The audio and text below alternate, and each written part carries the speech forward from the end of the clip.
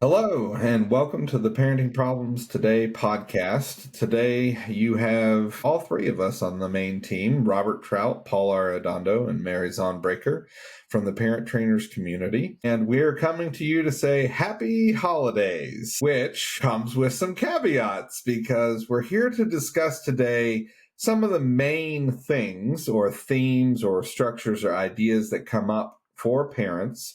And this is from every age group, okay? So if you're out there and you have a teen, a tween, a young adult, whatever it might be, the holidays brings up a lot of stressors and situations that kind of drive patterns that we recognize for kids and families. So if you're listening today, this conversation is for you to kind of preemptively set your plan, understand some of the things that could be very helpful for you, but it's really an outline of recognizing kind of what happens in the mental health field around supporting all individuals as we go through a holiday experience. And what I'll do is start by just mentioning some of the basic factors that a lot of parents know, but let's just talk about them for a minute. Some of the basic factors of holidays are that life and situation changes, meaning that schedules deviate. Most people are off work. Most people are off from school. Kids don't have any homework. All the siblings, especially if there's older ones and younger ones, sometimes they come together. So now the living situation changes. There's so many dynamic pieces that come into a holiday situation that as we kind of go through the conversation today, we want everyone to hold space for the idea that your situation is definitely unique. And we honor that. And the conversation today is just a thought point. What should you consider or think about or prepare for, which is where we usually come in with our families that are like, oh my God, I'm dreading, the holiday that's coming up. And the question is, well, why? Well, here's some of the patterns of what's happened in the past. The reality is those patterns come out of kind of letting go of a lot of things because, oh, it's the holidays. And it's amazing how many people like throw it to the wind. Like our lives are just, whatever happens kind of happens during this holiday break. And the reality is that as we step into solution-oriented conversation, very often it's about recognizing that it doesn't have to be that way. So a lot of parents that know or dread the holiday that's coming, they're the ones that can look at this and say, okay, what can I do differently this year to set the structure, pace, and kind of intervention strategies in motion even before the holiday so that everybody can get through this time period until we reach the place where life normalizes again. So we're back at work, back at school, back in a normal living situation, whatever that might be. So, Paul, Mary, let's get kind of right into this. What would you two say are the first two, like, okay, here we go. Parents are going to ask about this thing, or I'm going to hear this theme in the conversation when we talk about the difficulties that we run into with mental health, kids, and holidays. What would you two say? I think the one that I hear most often is they have too much free time, right? And so then the knee jerk reaction is to overschedule, right? And so I think this is something that we're probably going to continue and to bring up throughout this conversation, but recognizing that there is value depending on if they have diagnoses like ASD or ADHD or just anxiety or trauma, that downtime is important. Them having an opportunity to like recharge, especially if you're talking about, as you said earlier, Rob, bringing a bunch of family members together, the value of them being able to go to the room and take space.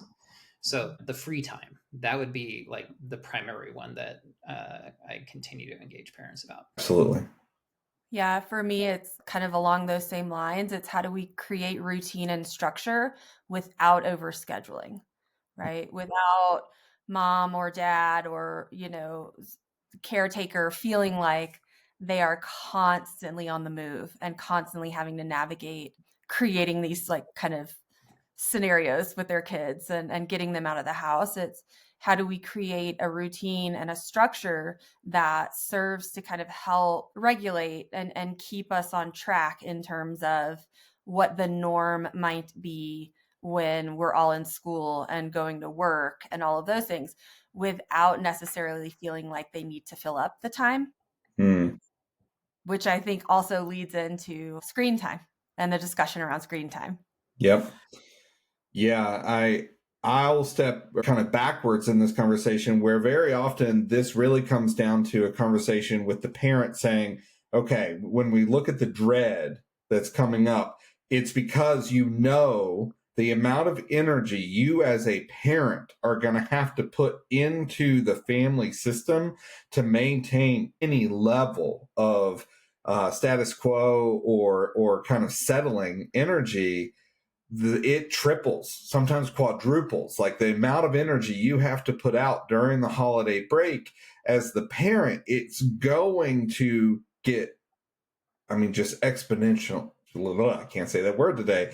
It's going to get so large because of all the dynamics that are playing in to the situation that you're in with your kids. And as the parent, it is that like, okay, let me ask you then, would you rather spend that energy over the next week, 2 weeks, whatever it might be? Would you rather spend it in a reactionary battle, or would you rather step up in the beginning and hold it as, okay, my job for the next 2 weeks is to be prepared to hold the structure in line for those 2 weeks? It's sometimes the same amount of energy either way. The question is which way would you like to come at the situation?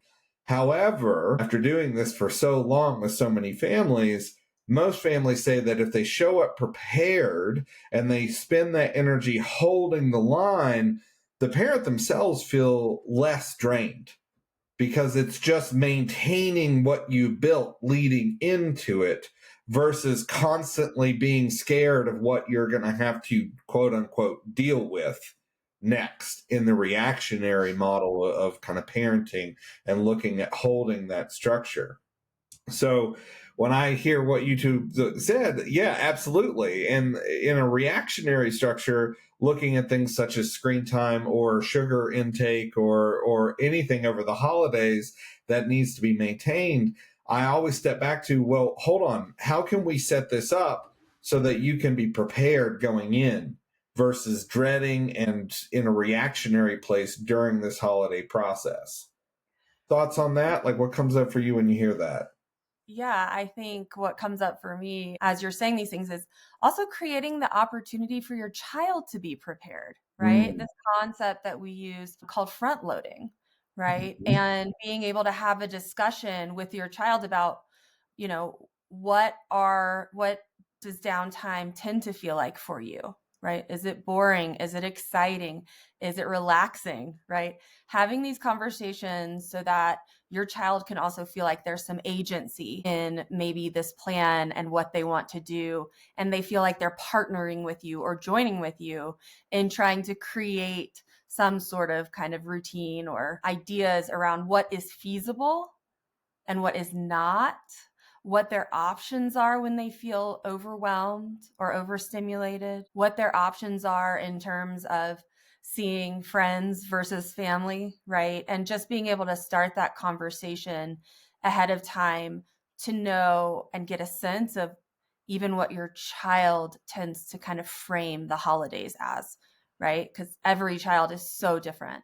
Some are excited and some are full of dread, just like a Yeah. parent, right? And so being able to get ahead of maybe some of those hiccups that can happen, right? And I've been talking with a mom lately just about that. Like what happens when maybe my child gets stuck on a particular topic during a meal or begins to seem overstimulated and is getting louder and more pushy, right? How do we create a plan around allowing that child time and space from the large gathering? Because we know his pattern is if he is overstimulated, that's when those behaviors start to appear, right? And Yes. so really just setting the stage for, hey, this is how we want to support you. Does this feel like enough? Is there anything else? right? And starting that conversation ahead of time. The ahead of time, I mean, we can't stress that enough. This is not, okay, let's back up into this concept. The teachable moment, right? If we step into that concept for the parent that's listening, teachable moments occur before they're needed. Yes. Okay. So if you know the holidays are stressful for you and your kid, we're talking about months before starting the conversation and building in teaching opportunities around mindfulness, taking deep breaths, taking space, whatever strategies your kid needs, having the trigger that the parent has developed the trigger in a positive way for the kid to recognize, oh, I have the chance to leave right now and do this thing that takes care of me. And, mom set it up for me. It's like, oh, right now is okay. Because they sometimes can't put that together. If they're already during this really big family event, there's lots of people and the stimulation is off the charts. That's not the moment to say, you know what might be helpful? Like, no. Remember the things we've been practicing for the last 3 months? This is the moment. And they go, oh, I know those things, because they do know those things from all the moments that you plugged in beforehand. So this isn't I should talk about it the day before. Hey, that might be helpful for some kids, but we're really talking about months, years of developing skills, especially for kids that are on that neurological side, right? The learning disabilities practices, Asperger's, autism spectrum, all those kids. We're really looking at the skill development being over the course of their life. That's really the category that's going to be so helpful for as we get into the actual holiday. Yeah, one of the things you also mentioned earlier was the recognition that routine is not available, right? And so, again, somebody who maybe is on the spectrum, that transition is going to be disorienting, right? And so, the routine is what they thrive on. I mean, we all do, right? Structure and routine helps us actually develop healthy patterns of living and being able to navigate one step to the next. And for them, being able to front load, and have a conversation to set the stage for, hey, Thanksgiving dinner, we usually do that a little earlier. Do you remember how we did that last year? Because if their routine is we eat dinner at 6, what are we doing at 4? Gathering at the table. I'm supposed to be playing video games right now. Being able to get out ahead of those moments where, again, they're probably going to push back, or they're probably going to go, wait, I don't remember that. Right? Because, again, even if you just think about like a preteen or a teen, we should not expect even a neurotypical teen to remember exactly the schedule of how you expect them to show up to make the cranberry sauce, right? Create the space for them to maybe receive the reminders, create the space for them to even claim a role for themselves, even better, right? So when we're talking about generating a plan, ultimately it is inclusive. It is a collaboration.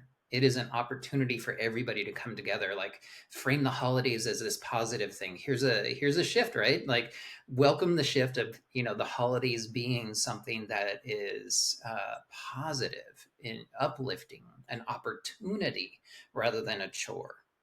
Right. So it is about framing and setting the stage for them to maybe have some enthusiasm because, again, they have a role, or they're looking forward to seeing their specific cousin, or they're inviting their friend for the first time. Right. So being able to help them feel investment, help them feel like they have, the word you used earlier, Mary, is agency. Bring their voice into it. It's an opportunity. Yeah. I've actually been working with a family whose daughter, probably about a month or so ago, so September, October, actually requested to not join the holiday. And I think, that's something to consider as well in terms of agency. And when we as parents kind of have that first initial reaction, right, of our loved ones is like, oh my gosh, you don't want to even do the holiday with us. But this child could name that it was actually so dysregulating to have so many people in a room, and that they would really enjoy spending time with their relatives one-on-one in a different way throughout the week.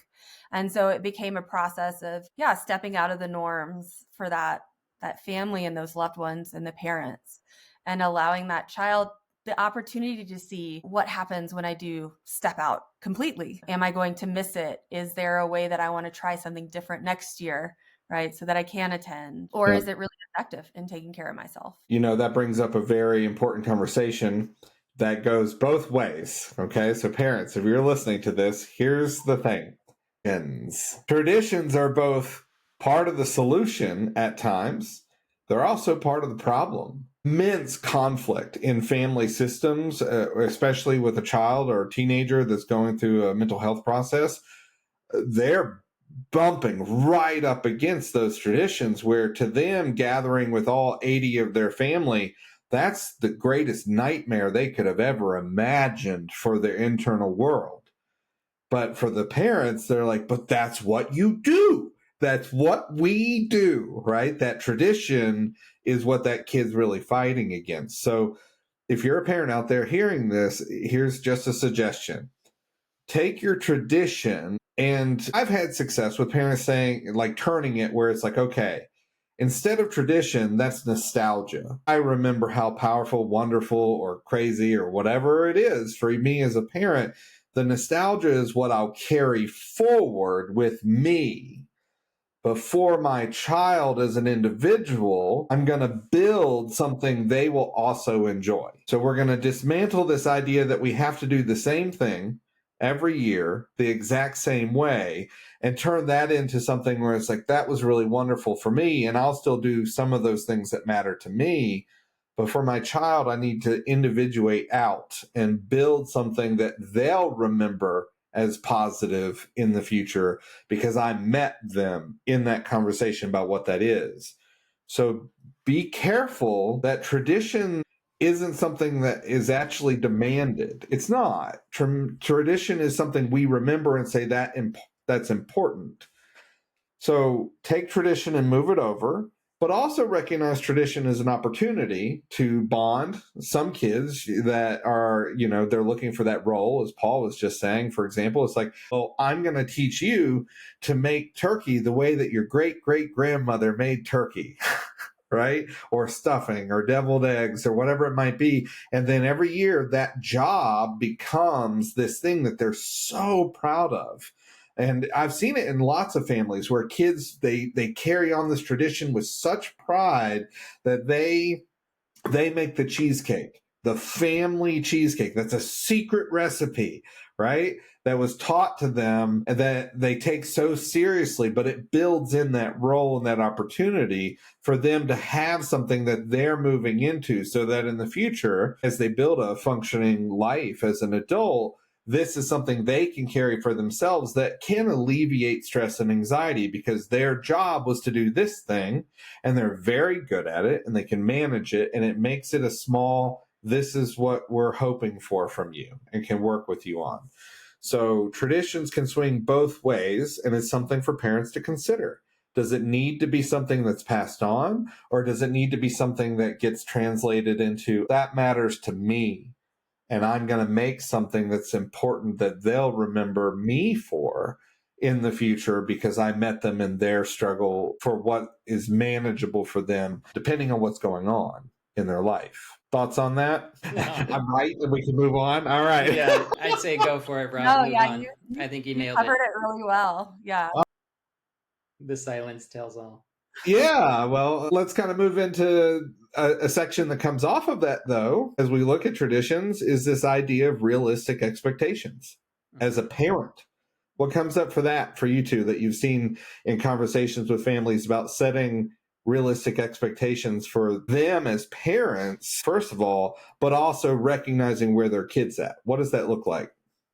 Yeah, I think, Mary, you brought up something earlier around, kids going into the holidays and having some preconceived notions about getting their needs met, whether it's going and spending a bunch of time with their friends or going out and doing some sort of activity or, having their uncle to themselves or what have you, right?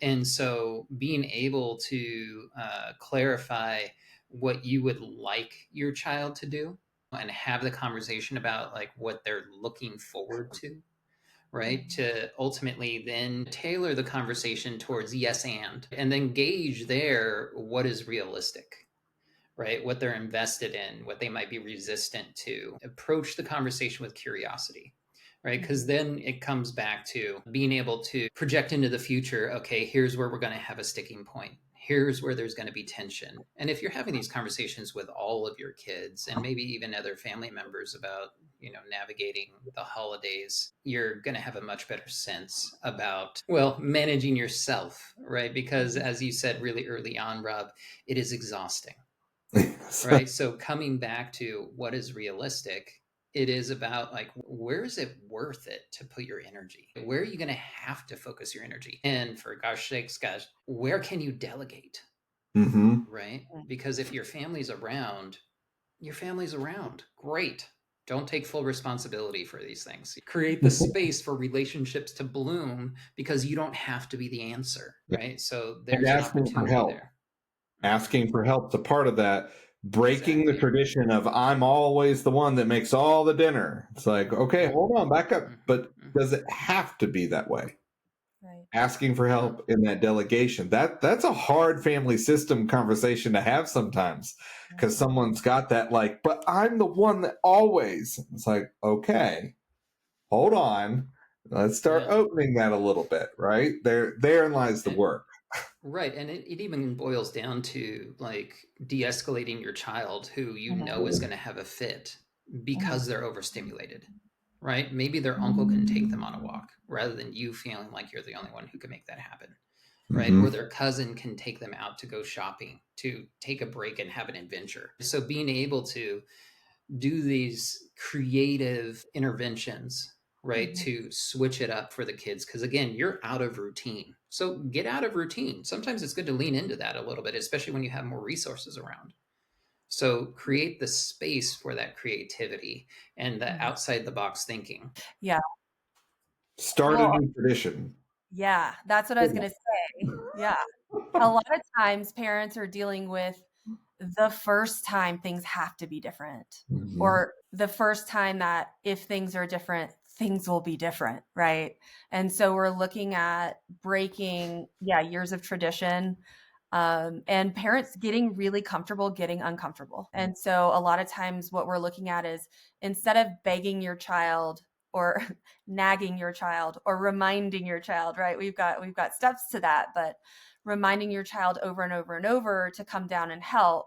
Maybe the expectation is that your child sit upstairs and read a book instead of having to participate in the preparation, right? It's thinking about how to actually appeal to what you need as a parent and also where your child is actually at. It doesn't mean it's going to be this way forever. It doesn't mean they're never going to help again, right?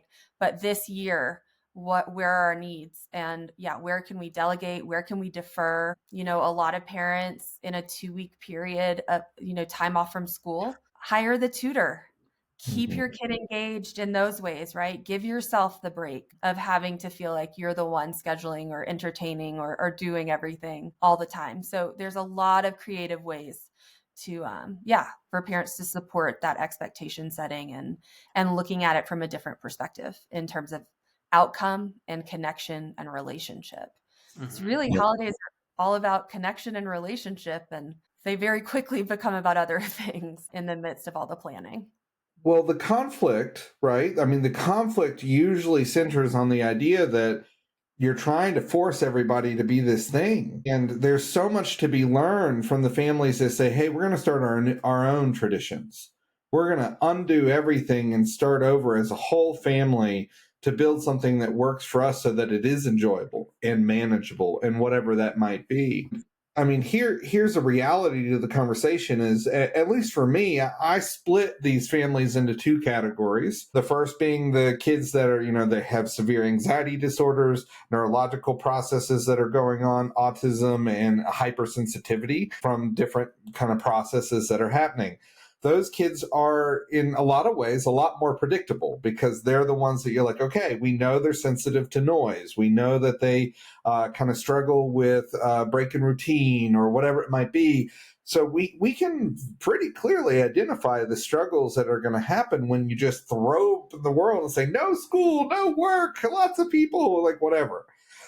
That category is very predictable in a lot of ways. Then we have the secondary category where these are the families that, to me, they struggle the most.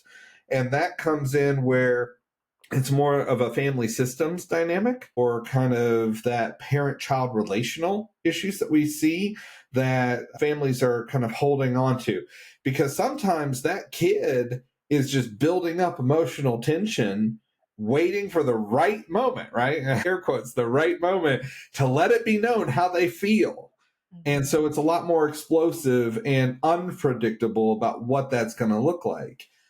Now, for that, though, as we look at these two categories, I bring that up for any parent that's listening, because part of the job of the parent is going to be recognizing distress in any form, on any side of this, where you as the parent say, okay, we've seen things like this before, whether it's predictable or a little less predictable, to say, I'm going to be prepared for this moment because I can predict either category that it's going to happen during these 2 weeks. We're going to have some of these moments and kind of process that's going to need to be worked through in the 2-3 weeks or whatever the holiday period's going to be. So from that, it's the parent saying, okay, my job is to help shift things and hold space, but also look for the telltale signs that, as the parent, they're usually the masters at this. I can see him retreating into himself. I know he didn't like that. Grandma just said, like, you can track that. And rather than avoiding it, or, for me, always talking to the parent, stop hoping that this time will be different. It's not going to be different.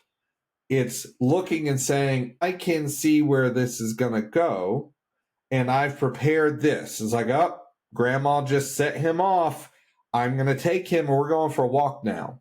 And I'm going to let him vent and scream and whatever he needs to at me as I go do this thing. And that's a strategy you put in place beforehand.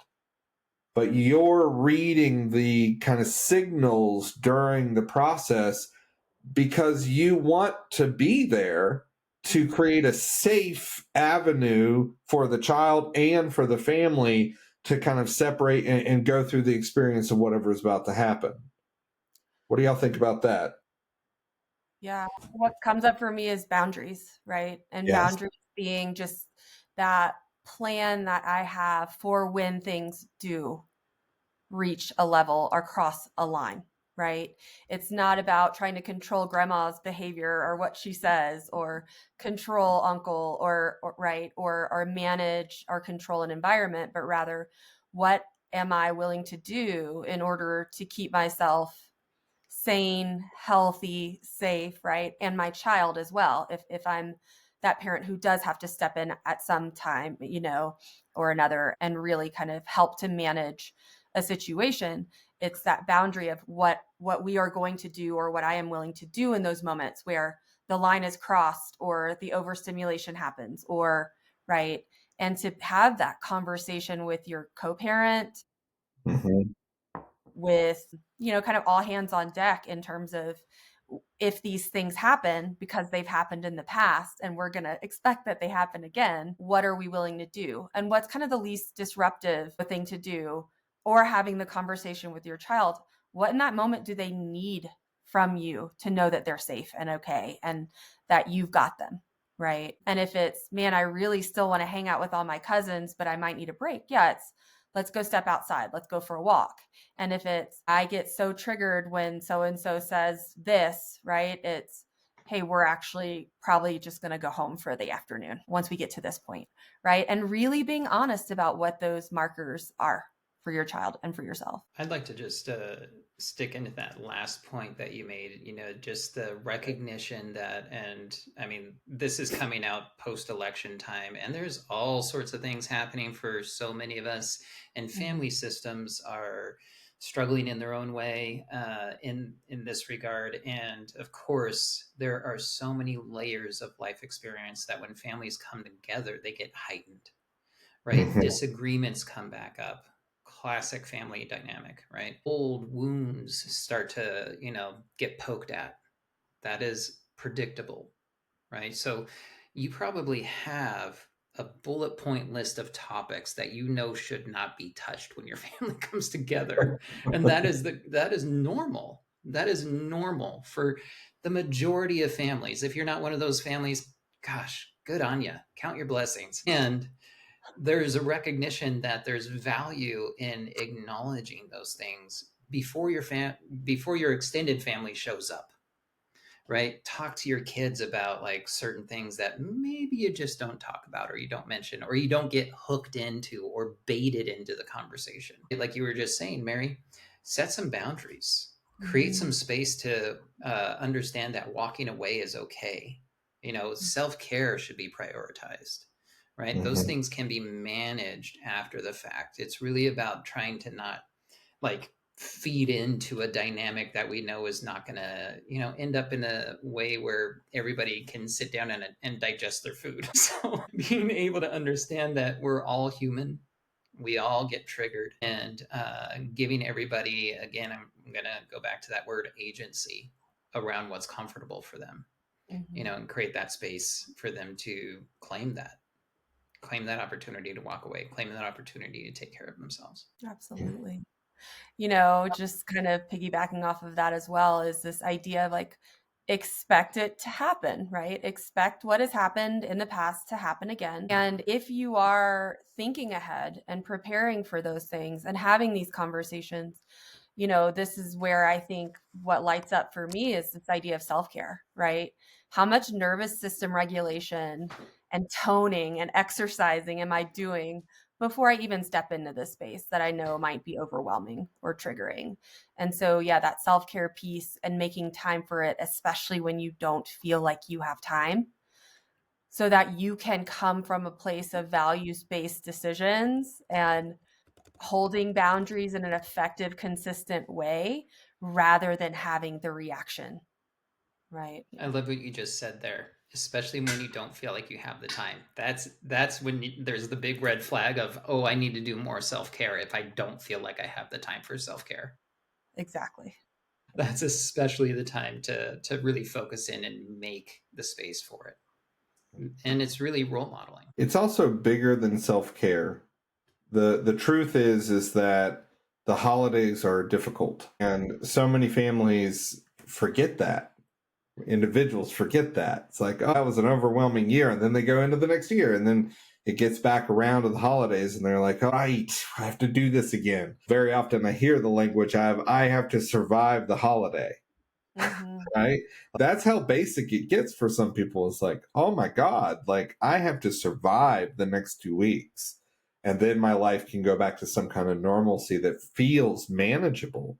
So during that holiday is really the time where it's not just self-care. It's like build in the delegation. Don't do it by yourself. Ask your neighbors for help, your kids' friends for help. Plan play dates so that they're gone all day and that you take their kids, because guess what? They want you to do that too, right? Like share in the experience of the time is level one. Level two is getting into even more strategic planning around, for example, therapists and professionals that your kids might be working with or you might be working with. Go ahead and schedule a session right before the holiday and right after the holiday. Just get it booked as soon as you can so that you're sandwiching in this experience of a prep session and a debrief session so that you can kind of let go of what's happened during that time and get reflective work done. Okay, so there's these strategies about like, okay, I'm going to put in place the things that are going to help me before, during, and after the event that I feel like is going to be difficult for me. I can't stress that enough. It's all about that preparatory, like, here's everything that's going to be helpful for me so that you don't go into it feeling alone. And that happens for so many people. All right, let's kind of close it out.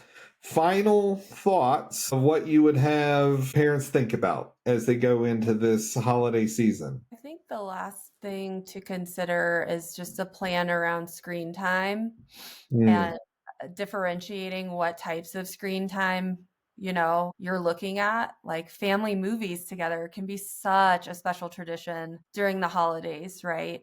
And that is different than sitting alone in your room on social media. And that is different than playing video games, right?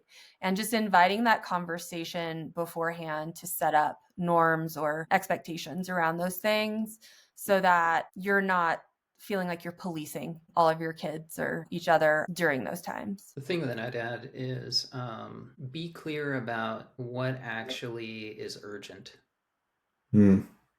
Because again, things get heightened during the holidays, and especially when you have a mixing of personalities and all of this expectation and the energy around like a big meal or presents, if we're talking about Christmas, or activities, there's going to be attachment to outcomes, right? And so then obviously there's going to be a tension to make things happen, and it might come out of nowhere, right? It might be you, it might be somebody else grasping for that control. For yourself, recognize whether that feels urgent or not. And more often than not, I would say 99.9% of the time, it's not urgent. Because when we're talking about urgency, we're actually talking about physical safety. If people aren't coming to blows, or nobody's bleeding, or a bone is poking out, you're doing great. If it's emotional dysregulation, that's workable in all the ways that we've already talked about. So watch out for your reaction being a contributing factor to it getting bigger, right? So again, be clear what's urgent, what's not urgent, and create the space to pause and pause and pause again, right? Deep breaths, encourage, it might sound kitschy, but hey, let's take a walk and do some deep breaths. Like be able to recognize just those simple practices. Sometimes it's better to keep it simple, like stupid simple, right? You don't have to have this big elaborate plan if you can help everybody pause, right? So it really is about slowing the moment down. Often that's the ticket. My closing thought is the other side of that. Allow emotional expression. Totally. But don't get caught up in it, right? Yeah, for yourself and for your kids. The holidays are a great time to take that learning moment and like, okay, I can tell that something's going on for you. Let's go somewhere and let's create a way to get it out. Don't keep it in. Let it out. The more you bottle it up, the more they bottle it up, the more likely the whole family system will explode at the same time. And that's where we get the stories people talk about for years, but not necessarily the good stories. So just recognize holidays are hard. They bring up significant depression and anxiety and I mean, thoughts and comparisons and all these things that come up during the holidays. Don't hold them. Find a way to teach your kids and for you to practice letting it out. Journaling, going out and screaming while you're blasting music out your windows with cold air coming in, whatever it might be. Go get it out and make sure you're teaching your kids how to do that. Because guess what? They're going to have to survive the holidays one day too, as an adult. Maybe as a parent, maybe not, but they need to learn how to do this. And holidays are a great teaching opportunity for recognizing, hey, you know that feeling you have? For me, I call that anxiety. For me, that's frustration, or that's whatever it might be, and showing them what to do with it, how to work with it, and developing that kind of process as parent to child. It's an extremely important and memorable process for a lot of families. So this is kind of the parent trainer's survival guide to the holidays, at least the beginning of a conversation about one. We hope this has been helpful, and we hope that you all have a happy holiday season. As always, please feel free to come join us in our community to ask questions, receive support, and just kind of get the parent-to-parent and parent-to-professional connection that so many people need to survive the holidays or make a plan for how to develop a relationship with their kids or to better understand the mental health struggles that your kids are having. So from parent trainers to all of you, happy holidays, and we'll see you in the future.